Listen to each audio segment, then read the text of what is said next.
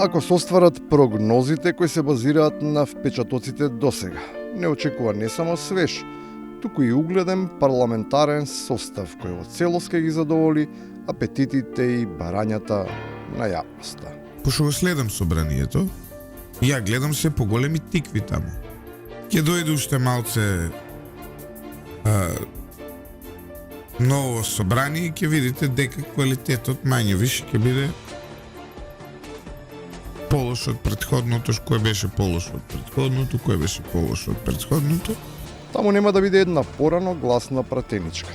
Таа се подготвува за ресор во идниот владин кабинет, што веројатно ќе биде преседан во современата политика, а можеби и ќе придонесе за подобрување на односите со Бугарија.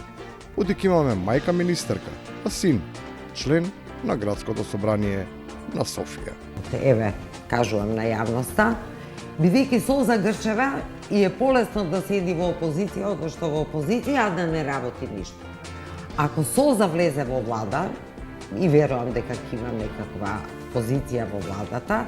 За разлика од идната министерка која изгледа има платено и за фризерај, постојните се уште внимателни и не сметаат дека е чукнат часот да се фати редот пред шнајдерските работилници.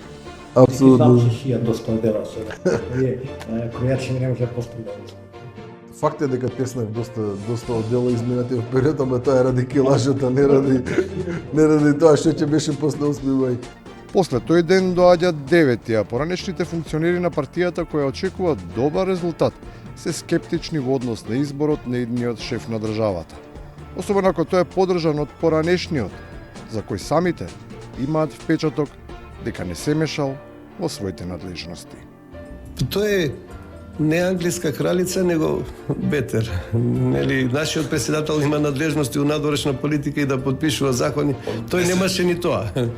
Многу нешта во иднина ќе зависат и од персоналните решенија, но најмногу од се од намерите и поставените цели. Добро е само ако тие остануваат на ниво на груба реторичка грешка, па силната станува ситна. Имаме безкомпромисна политичка волја, со нула толеранција за корупција и силна волја и борба против секаков вид на криминал.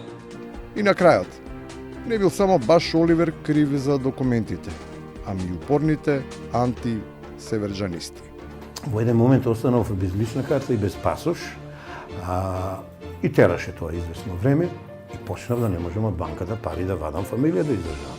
Па ајде ме притиснаа од дома, па ајде лична карта извадив. Ја пасош не сум извадил, да ти кажам.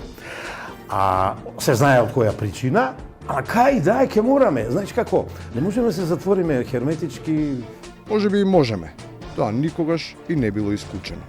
Доволна е само кревката реалност да потклекне пред божемниот голем патриотизам.